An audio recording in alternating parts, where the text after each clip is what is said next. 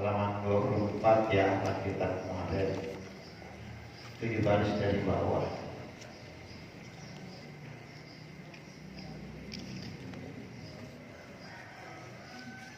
Dari watawajjaha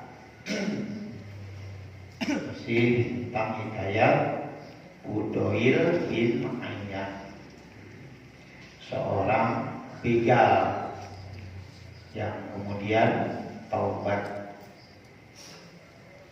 menjadi orang besar. Bismillahirrahmanirrahim. Watawajjaha.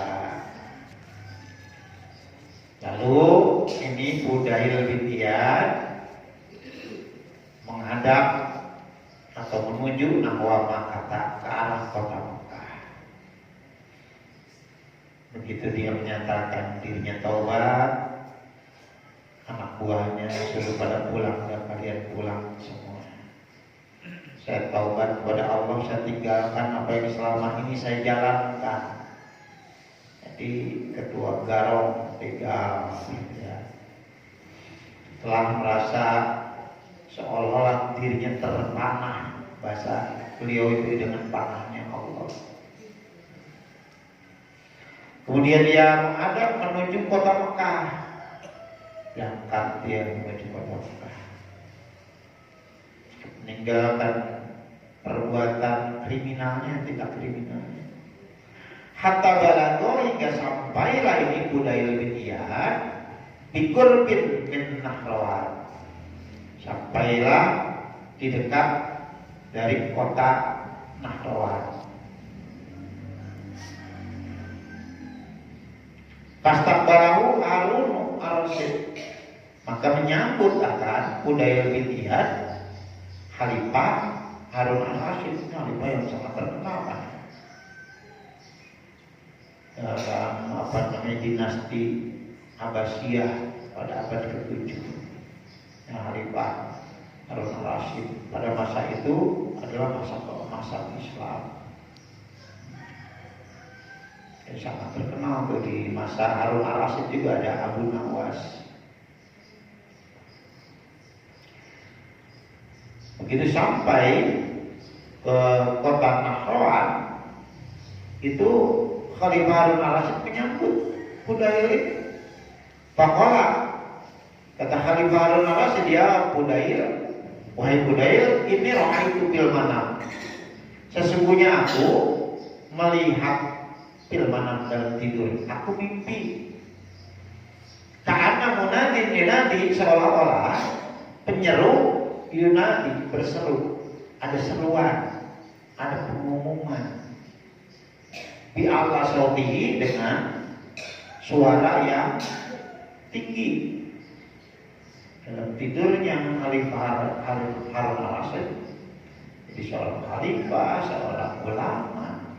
Lalu pada masa lalu itu pimpinan negara, khalifah, bahkan sampai ke tingkat camat sekalipun dipilih ulama.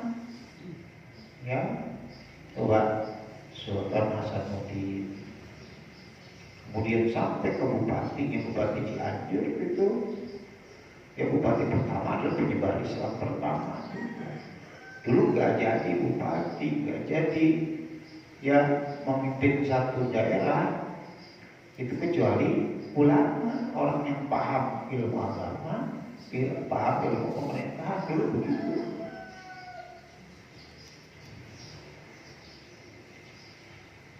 Itu aneh, Fudail disambut oleh langsung Khalifah Harun ar-Rasyid. Kata Khalifah, aku bermimpi seolah-olah ada penyeru yang berseru dengan suara yang tinggi, yang ulu. Inna Fudailan khawfallaha, itu seruan dalam mimpi. Dalam mimpi Harun ar-Rasyid mengucapkan inna Fudailan khawfallah, sesungguhnya Fudail khawfallah, ia takut akan Allah. Fudail itu takut akan Allah. Wahtara hikmatahu, dan ia lebih memilih berkhidmat pada Allah, untuk ibadah kepada Allah. Taubat namanya benar-benar taubatan nasuha. Kalau taubat langsung niatnya berangkat menuju kota Mekah. Di tengah perjalanan ternyata disambut oleh Khalifah Harun Ar-Rasyid. Karena Harun Ar-Rasyid juga bermimpi ada begal yang terkenal ternyata taubat. Diperintahkan untuk menyambutnya. Pajibuhu, dalam seruan itu, dalam mimpi Harun Ar-Rasyid ada seruan pajibuhu, maka sambutlah dia. Maka sambutlah dia, Budayl. Begitu mendengar kata-kata dari Khalifah Harun Ar-Rasyid, pasoha, maka menjerit Budayl, sayhatan, akan satu cerita menjerit lagi. Ya, waqala, kata Budayl, ilahi, ya Tuhanku, bikarawika, dengan kemuliaan Engkau, dengan anugerah Engkau, wa kibriyaika, dan keagungan Engkau, tuhibbu abdan, Engkau mencintai hamba, maksudnya hamba mujniban, Engkau mencintai abdan mujniban, hamba pendosa ini, ya Allah. Engkau telah mencintai hamba yang berlumur dosa. Karena adalah hamba ini hariban minka, dulu melarikan diri dari Kau, jauh dari Kau, ya Allah. Melakukan tindakan kriminal, jadi kepala begal. Munju arba'ina sanatan, selama 40 tahun. Ya, 40 tahun. Jadi kepala garong, kepala begal. Ketika Allah mudahkan untuk taubat, ada jalannya tuh. Taubat, begitu taubat langsung menjadi orang yang luar biasa. Mungkin karena lingkungan awalnya, atau ada hal-hal lain.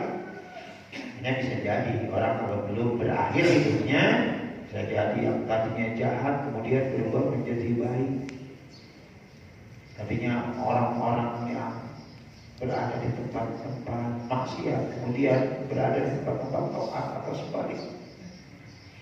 Ya, makanya hidup tidak bisa kita menilai orang lain, ya, karena nanti penilaian yang terbaik adalah begitu di akhir. Tapi biasanya akhir akan terlihat dari kebiasaan keseharian rata-rata. Insya Allah kalau kita biasa kumpul dengan orang-orang yang soleh, begitu berakhir juga kita dekat dengan orang-orang yang soleh. Rata-rata kayak gitu. Gitu pula orang-orang yang di tempat maksiat, nggak jauh dari itu. Ya, cuma kita nggak bisa mengklaim, nggak bisa kemudian menghakimi seseorang. Ya, dan kita merasa karena berada di tempat orang-orang soleh, kemudian kita aman, ya, merasa aman. Tetap ada raja, ada khauf. Ya, kita mendoakan aja orang-orang yang masih berlumuran dengan dosa maksiat, ya, dapat kita iman. Contohnya ini Budayl bin Iyad ini, banyak kisah Budayl bin Iyad.